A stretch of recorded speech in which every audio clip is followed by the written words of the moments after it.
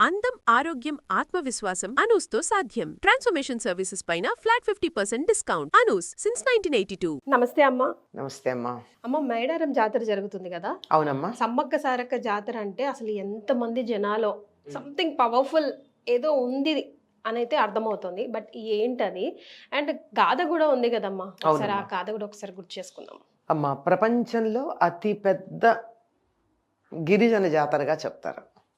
అది మాట వరుసకి చెప్పేదైనా ఆసియాలోకెల్లా పెద్ద గిరిజన జాతర అని చెప్పి రికార్డ్గా ఉంది. దాని గురించి కవరేజ్ కూడా చాలా ఛానల్స్, విదేశీ ఛానల్స్ చేశాయి. అది ఫారిన్ కంట్రీస్ కూడా అదే చాలా. ఈ గిరిజన జాతరకి భక్తితో వచ్చేవాళ్ళు దేశ విదేశాల నుంచి వచ్చేవాళ్ళు ఎంతమంది ఉంటారో, ఇక్కడ జరిగే విశేషాలు తెలుసుకుని తాము వాటిల్లో ప్రపంచానికి తెలియజెప్పాలని వచ్చే జర్నలిస్టులు కూడా చాలామంది ఉంటారు.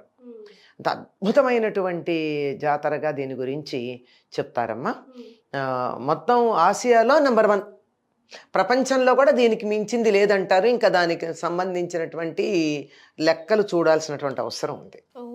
అంత పెద్ద జాతర. చిత్రం ఏమిటంటే, ఈ జాతర 4 రోజులు 2 సంవత్సరాలకు ఒకసారి జరుగుతుంది. 4 రోజులు అయ్యాక అక్కడ ఏముండదు,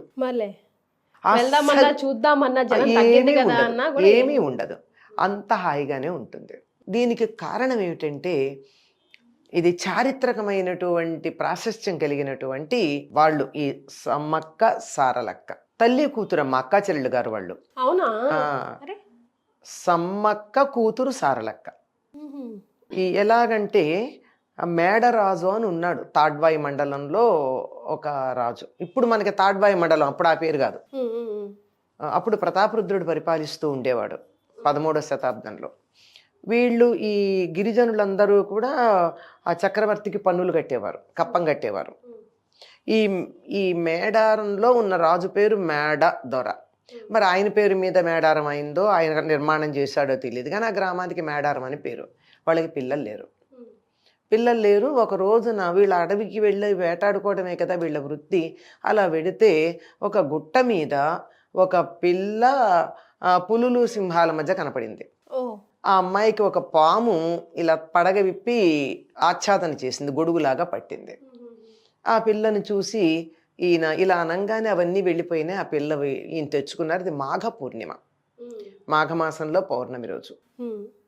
ఆ విధంగా అయ్యేటప్పటికీ ఎప్పుడైతే ఆ అమ్మాయి ఎలా పుట్టిందో, ఎందుకుందో, దానిని క్రూర జంతువులు ఆ పిల్లని ఎందుకు రక్షించాయో, పాము ఎందుకు పడగబిప్పి రక్షణ ఇచ్చిందో ఎవరికీ తెలియలేదు. కానీ ఇటువంటి విశ్వాసాలు గిరిజనుల్లో చాలా ఉంటాయి. పైగా చిత్రం ఏమిటంటే, వాళ్ళ విశ్వాసాలకు ఫలం కూడా ఉంటుంది. ఎందుకంటే వాళ్ళు 100కి 100 పాళ్ళు త్రికరణ శుద్ధిగా విశ్వసిస్తారు. మనం కూడా నమ్మినట్టుంటాం, నట్టే కదా. ఆ అమ్మాయి వీళ్ళ దగ్గరికి వచ్చింది. వాళ్ళ గిరిజన దేవతల యొక్క దేవత, కులదైవం సమ్మక్క. ఆ అమ్మాయే, అమ్మవారే తమకి పిల్లలు లేరని దయతలిచి ఈ అమ్మాయిని ఇచ్చింది అని చెప్పి ఆ పిల్లకి సమ్మక్క అని పేరు పెట్టుకుంటారు. అందులో పౌర్ణమి అంటే చాలా ముఖ్యం కదమ్మా, చాలా ప్రధానమైనటువంటి రోజు అమ్మవారికి. కనుక అలా పెట్టుకున్నారు. ఆ అమ్మాయి వచ్చినప్పటి నుంచి ఆ ప్రాంతం అంతా చాలా గొప్పగా అభివృద్ధి చెందింది. పైగా ఆవిడ ముట్టుకుంటే ఆ చేత్తో ఏదన్నా ఇస్తే రోగాలు తగ్గడం, ఇట్లాంటివన్నీ కూడా కొన్ని మహత్తులు ఉన్నాయట. దైవం ఇచ్చినటువంటి బిడ్డగా పెంచుకున్నాడు. పెంచుకుంటూ తన మేనల్లుడికి ఇచ్చి పెళ్లి చేశాడు, పడిగిద్దరాజు.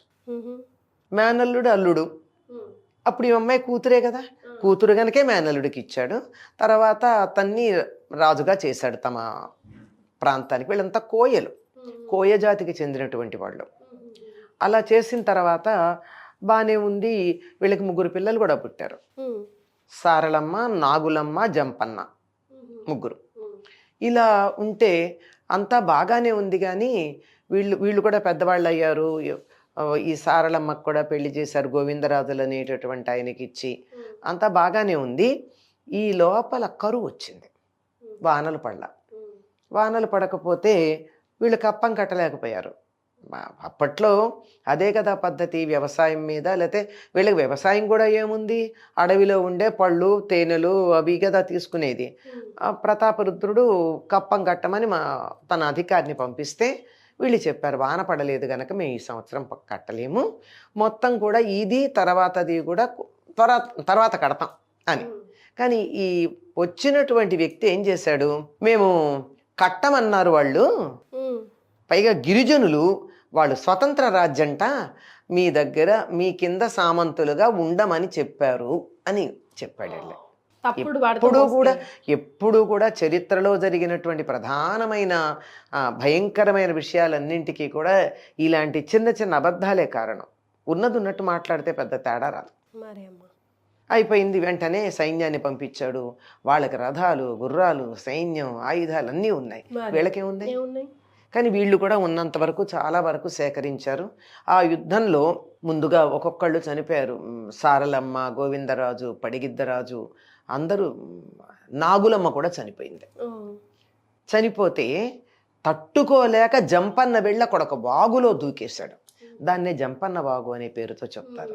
ఈవిడ ఎప్పుడూ కూడా పెళ్లికి ముందు ఏం చేసేదిటంటే, వెళ్ళి నేను అలా ఒంటరిగా ఉంటాను, గుట్ట మీద నన్ను వదిలిపెట్టమనేది. అక్కడికి వెళ్ళి కూర్చునేదిట. అప్పుడు ఒక చిన్న బావి కూడా తవ్వించారు ఆవిడ కోసం అక్కడ ఉండడానికి. సరే, వివాహం అయ్యాక గృహస్థ ధర్మాన్ని స్వీకరించింది. ఎప్పుడైతే అందరూ చనిపోయారో ఈవిడ బయలుదేరింది. సమ్మక్క బయలుదేరి తాను యుద్ధం చేస్తూ ఉంటే, అసలు ఆవిడ యుద్ధం ముందు ఇంత వాహనాలు, సైన్యము, ఆయుధాలు ఉన్నవాళ్ళు తట్టుకోలేకపోయారు. ఆవిడ ఒక్కతే ఆదిపరాశక్తి. దాంతో ఒకడు ఏం చేశాడంటే, వెనక నుంచి వచ్చి వీపు మీద పొడిచాడు. దాంతో ఆవిడికి చాలా బాధేసి పరిగెత్తుకుంటూ వెళ్ళిపోయింది. ఎక్కడ తాను అందరికీ కనపడిందో అక్కడికి వెళ్ళింది. ఆ తర్వాత కనపడలా. చిన్న పిల్లగా ఏ ప్రాంతంలో కనపడిందో అదే ప్రాంతంలోకి వెళ్ళిపోయి మాయమైపోయింది. అందరూ వెనకెళ్ళిన వాళ్ళు చూసుకుంటే ఉంది అక్కడ ఒక భరిణ ఉందంతే, కుంకం భరిణ. అంటే అమ్మవారు తమకు కుంకం భరణని గుర్తుగా మిగిల్చి వెళ్ళింది అని వాళ్ళు నమ్ముతారు. దాన్నే వాళ్ళు గద్దె మీద పెట్టి పూజించేది కూడా అదే. ఇది జరిగింది కానీ ఈ సంగతి ప్రతాపరుద్రుడికి తర్వాత తెలిసిందే. ఇది అసత్యం, వీళ్ళు అబద్ధం ఆడారు. ఆవిడికి ఒక కథ ప్రకారం ఏం చెప్తారంటే, కాకతీయుల దైవం కాకతి, ఆవిడ అమ్మవారు వాళ్ళకి. కాకతే ఆయన కల్లో కనిపించింది అంటారు. తర్వాత మరి ఏదో కారణంగా తెలిసిందో, ఏది ఏమైనా తెలిసి వచ్చి ఇక్కడ వీళ్ళందరికీ ఆయన క్షమాపణ చెప్పినట్టే ఈసారి కప్పం కట్టద్దని చెప్పాడు. ఇది చరిత్రలో కనపడుతున్నటువంటి విషయం. చరిత్రలో ఉంది. ఇది లోకులు చెప్పిన చిన్న చిన్న మార్పులతో ఇదే కథ ఉంది. ఇది 800 సంవత్సరాల క్రితం జరిగింది. అక్కడి నుంచి ఈ సమ్మక్క, సారలక్క ఈ ఇద్దరిని కూడా తమ కులదైవాలుగా కోయలు భావించుకుంటూ ఉంటారు. 2 ఏళ్లకు ఒకసారి మాఘ పూర్ణిమ నాడు జాతర చేస్తారు. అంటే మాఘ పూర్ణిమ నాడే ఈవిడ దొరికింది, పెళ్ళయింది మాఘ పూర్ణిమ నాడే, తర్వాత ఆవిడ అంతర్ధానమైంది మాఘ పూర్ణిమ నాడే, మాఘమాసంలో. అందుకని మాఘ పూర్ణిమతో పూర్తి అయ్యేటట్టుగా 4 రోజుల ముందు ఈ ఉత్సవం ప్రారంభించుకుంటారమ్మా. ఆ ప్రాంతాల్లో చుట్టుపక్కల ఉండేటటువంటి అనేకమైనటువంటి గిరిజన తెగలందరూ వస్తారు. పైగా సమ్మక్క చేసిన పని ఏమిటంటే, ఆ ప్రాంతాల్లో అక్కడక్కడక్కడ ఉన్న గిరిజన తెగలందరినీ కూడా ఏకత్రితం చేసింది. వాళ్ళందరూ కలిసికట్టుగా ఉండేటట్టు. ఇప్పుడు ఇంతమందే ఉంటే వీళ్ళని గెలవడం తేలిక, ఇంతమందే ఉంటే గెలవడం తేలిక. వీళ్ళందరూ కలిస్తే వీళ్ళేం వ్యతిరేకించలేదు. కాకతీయ సామ్రాజ్యానికి మేము వ్యతిరేకంగా ఉంటాము, స్వతంత్రం ప్రకటించుకుంటాం అనలేదు. కానీ వీళ్ళంతా ఒక ఐకమత్యంగా ఉన్నారు. ఉండి కప్పం కడుతూ బాగానే ఉన్నారు. కానీ ఈ జరిగినటువంటి ఒక అధికారి చేసినటువంటి అధికార దుర్వినియోగం ఉందే, దానివల్ల ఇదంతా జరిగింది. అందుకని 2 సంవత్సరాలకు ఒకసారి ఇచ్చేస్తారమ్మా. ఈ చేసే చోట వాళ్ళకి బంగారం సమర్పించుకుంటారు. బంగారం అంటే మంచి బెల్లం. ఇంత అని అనుకుంటారు, మొక్కుకుంటారు. మొక్కుకున్న వాళ్ళకి మొక్కుకున్న కోరిక 100కి 100 పాళ్ళు ఆ దేవతలకు మొక్కుకుంటే మాకు ఫలితం వచ్చింది అని చెప్తారు. తప్పనిసరిగా జరుగుతూ ఉంటుంది.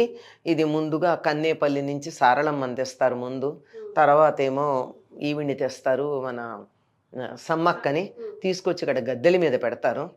ఆ 3వ రోజంతా వేడుక చేస్తారు. 4వ రోజు యాత్రతో పూర్తవుతూ ఉంటుంది. అందరూ కూడా అమ్మవారికి బంగారంతో పాటు ఒడిబియ్యం పోస్తారు, సారెలు ఇచ్చుకుంటారు. ఇప్పటికి కూడా గద్దె ఉంటుంది అంతే, అక్కడ ఏమీ ఉండదు. కానీ దాని చుట్టూతా చిన్నది. ఈ మధ్య కాలంలో అందరికీ మన వాళ్ళకి పిచ్చి కదా, ఏదో ముట్టుకుంటే వచ్చేస్తుంది, మా పాపం అంతా పోతుందని దాని చుట్టూతా కొంచెం కటకటాలు లాంటివి పెట్టారు. లోపలికి సమర్పించుకోవచ్చు, చక్కగా చలిమిడిస్తారు. ఇంటి ఆడబడుచుగా భావించుకుంటారు వాళ్ళిద్దరినీను. వాళ్ళకి చలిమిడి పెట్టడం, ఒడి బియ్యం పోయడం, అన్ని రకాల సమర్పణలు చేసుకోవడం ఉంటాయి.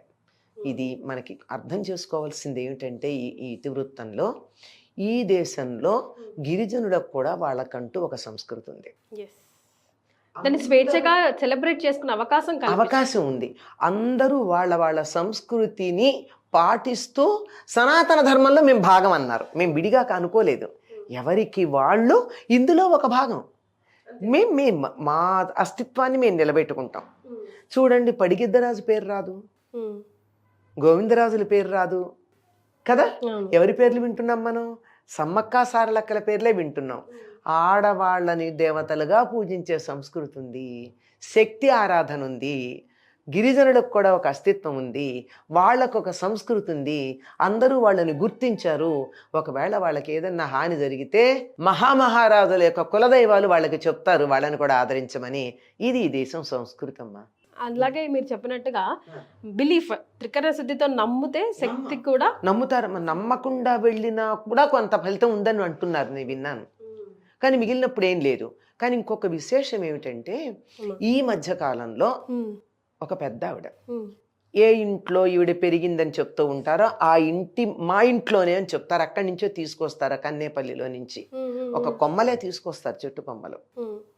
ఆవిడ చెప్తుంది ఏంటంటే, సమ్మక్క ఇంకా జీవించే ఉంది, అంతర్ధానమైంది కానీ ఆవిడ శరీరం దొరకలేదుగా, ఆవిడ ఇంకా ఉందని, తమని కాపాడుతూ ఉందని, అప్పుడప్పుడు కనపడుతూ ఉందని చెప్తారు.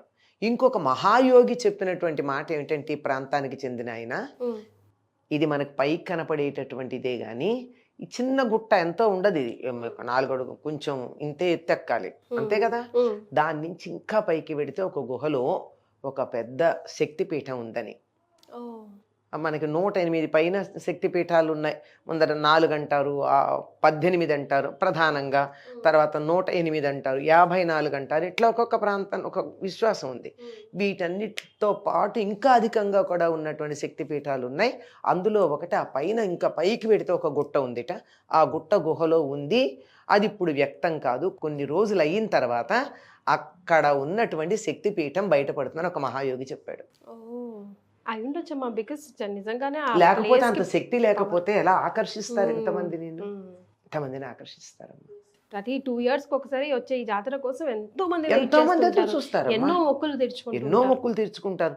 మామూలుగా కూడా అప్పుడప్పుడు వెడతారు, అక్కడ ఏం లేకపోయినా కానీ వెళ్ళి అక్కడ ఒకసారి దర్శనం చేసుకుని ఇంట్లోనే అమ్మవారిని పెట్టుకుని బంగారం సమర్పించుకుని అందరికీ పంచుకుంటారు. వెళ్ళలేక కూడా రద్దీకి ఎప్పుడు మేము వెళ్దామన్నా అమ్మో రద్దీకి భయపడి ఆగిపోతున్నామమ్మా. కష్టం అమ్మా వెళ్ళడం. అందులోనూ మామూలుగా విడిగా వెళ్ళినప్పుడైతే వెళ్ళొచ్చు, కానీ ఇప్పుడు కనుక వెళ్ళినట్టయితే జాతరలో వెళ్ళలేము. పైగా అక్కడ ఉండేటట్టు కొంచెం ఉగ్రత ఉంటుంది, శక్తి కదా, గ్రామదేవతలు కదా వీళ్ళు, చాలా ఉగ్రంగా ఉంటారు వాళ్ళు.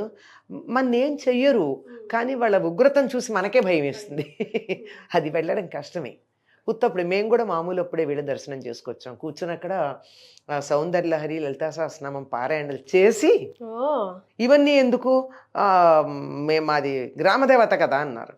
ఈ గ్రామదేవతలందరూ అమ్మవారి యొక్క స్వరూపాలే, మనం ఆరాధించుకునే అదే కదా. అందుకని మేము ఇక్కడ చేస్తామని చెప్పి ఒక పెద్ద సమూహం వెళ్ళి అక్కడ అమ్మవారికి సారి సమర్పించుకుని, చలిమిడి అవి ఇచ్చుకుని, చీరలు పెట్టుకుని, వాళ్ళు వీటికి అభ్యంతరం లేదు. పారాయణ చేస్తామంటే అభ్యంతరం పెట్టారు, ఏం పర్వాలేదండి, మేమేమి మీ సంప్రదాయాలకు విరుద్ధంగా ఏం చేయట్లేదు. అలా దూరంగా కూర్చుంటాం, పారాయణ చేసుకుని అమ్మవారికి నమస్కారం చేస్తాం. మీకు తోచిన భాషలో మీరు చేస్తారు, మాకు తోచిన భాషలో మేము చేస్తాం. ఆ అమ్మవారిని మేము సాక్షాత్తు ఆదిశక్తిగా భావించుకుని చేస్తున్నామని చెప్తే అనుమతి ఇచ్చారు. అనుమతి తీసుకునే చేసి చక్కగా పారాయణది చేసి వచ్చాం. ఈరోజు మా సుమన్ టీవీ ప్రేక్షకులు మీ నోట మళ్ళీ సమ్మక్క సారలమ్మ గురించి గుర్తు చేసుకోవాల్సి వచ్చింది. గుర్తు చేసుకున్నాం, చరిత్రను ఒకసారి మళ్ళీ తెలుసుకున్నాం. తప్పనిసరిగా తెలుసుకోవాలమ్మా. అప్పుడప్పుడు చరిత్రలో పొరపాట్లు జరుగుతాయి, ఆ పొరపాట్లను సరిదిద్దుకుంటే ప్రతాపరుద్రుడిలాగా బాగుంటుంది. సరిదిద్దుకోకపోతే చరిత్రలో చరిత్రహీనులుగా మిగిలిపోతారు. మరి థ్యాంక్ యూ సో మచ్ అమ్మా, ధన్యవాదాలు. నమస్తే అమ్మా.